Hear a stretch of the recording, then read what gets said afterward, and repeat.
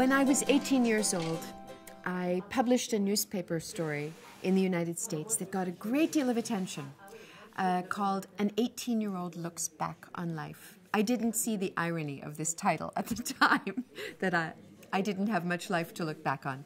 But when the story was published in the New York Times, it received a huge amount of attention, and I was asked to expand it and publish a book, write a book.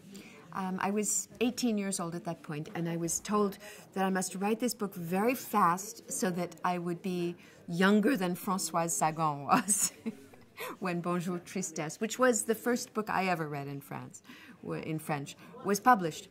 So in 1973, 40 years ago, I can never lie about my age, 40 years ago this month, a book called Looking Back was published in the United States. It's never been published in France, but I'm so happy to say that now, in 2013, the story of my adolescence, long gone, is coming out in France for my French readers.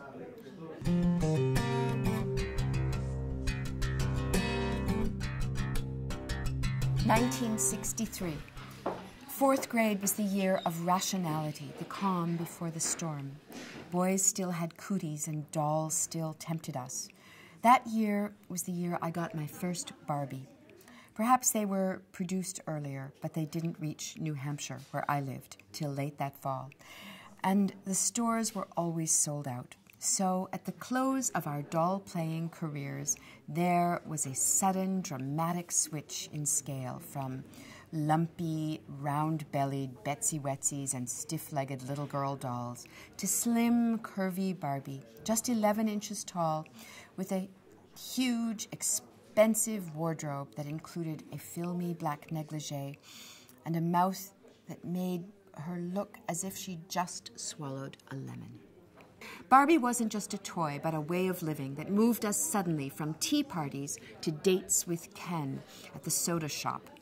Our short careers with Barbie before junior high sent her to the attic, built up our expectations of teenage life before we had developed the sophistication to go along with them.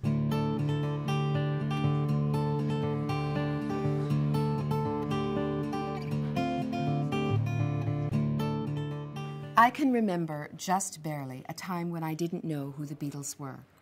People my age are about the last generation who can say that. For the ones who were 9 or 10 instead of 12 when the Beatles burst out onto our consciousness, it must seem as if they've always been a part of life. We were in 5th grade when they first sang on the Ed Sullivan Show to an audience that screamed so loud we hardly heard them.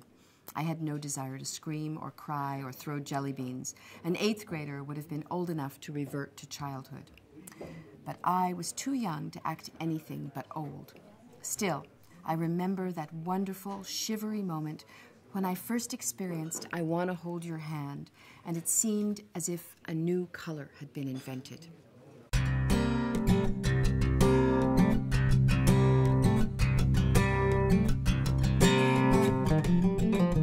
The sexual revolution. It's a cliche, but it exists all right, and its pressures are everywhere. All the old excuses, I might get pregnant, I'm not that kind of girl, are gone. Safe and increasingly available contraception for anyone brave and premeditated enough to get them make premarital sex possible. Changing moral standards and increased naturalness make it commonplace. Elegant models of sexual freedom, Julie Christie, Catherine Deneuve, have made it fashionable. Consider a virgin in the movies. Is there a single pretty young heroine who doesn't hop unselfconsciously into bed? Who is there left for her to identify with? Doris Day? Then there are magazines filled with discussions of intricate sexual problems, the timing of orgasms, do I get one, do I give one, while the virgin remains on a whole other level. Her fears compounded. Our old junior high notions of sex was that it got done to you. The girl with the purple eyeshadow just let it happen. Today, all kinds of problems in technique make the issue much more complicated for an inexperienced, media-blitzed girl. Not just will I, but can I?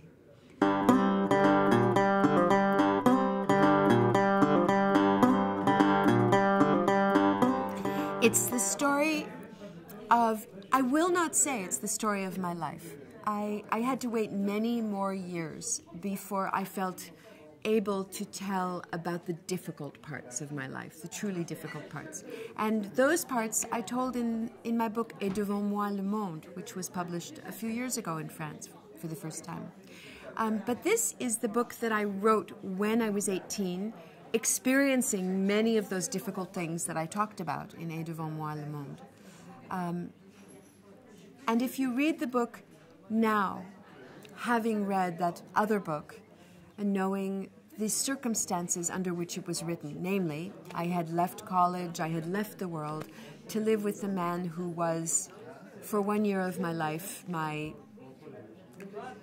whole world, my spiritual guide, teacher, mentor, love of my life, J.D. Salinger.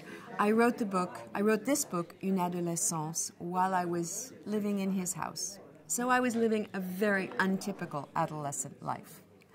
It was not, I was spoken of as the girl who spoke for her generation, but it was rather ironic. I was not living a typical life, whatever that is. It certainly wasn't the life I was living. And actually, 2 weeks before this book was published in the United States, Salinger dispatched me from his life, sent me away, told me I was a terrible girl for writing this book, and I must move out of his house and his life. I was devastated, and in the way that an 18-year-old girl does, I believed that all fault was mine, not with the man who treated me rather harshly at the time. So actually, the publication of this book in France all these years later is my first happy experience with the publication of this book. It was a very dark time when it came out in the U.S., and it's a very happy time for me now.